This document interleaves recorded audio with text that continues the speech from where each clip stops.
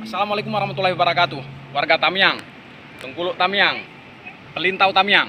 Hari ini saya berada di depan gedung kantor gubernur pemerintahan Belanda, kantor pusat masa penjajahan Belanda.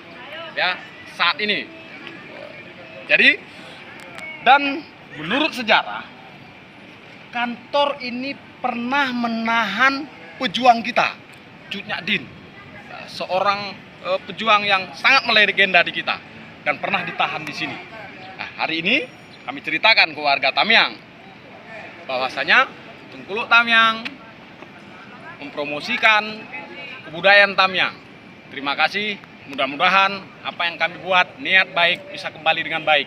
Kebudayaan Aceh Tamiang tetap maju dan Tamiang juga bisa punya situasi kota tua seperti ini yang berada di kota Kuala Simpang. Kita tahu di sana ada tulisan di sudut bangunan seperti ini 1934, kemudian ada 1932. Tentunya ini dukungan pemerintah daerah pusat yang kemarin kami juga sudah diskusikan, ya, walaupun hanya sekedar baru mendiskusikan, tapi hari ini kami sudah bisa menggagas itu.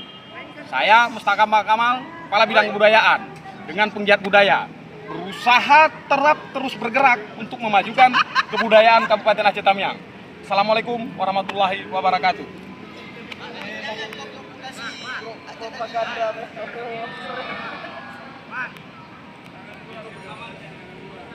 Ketika ada yang nyentuh kan dia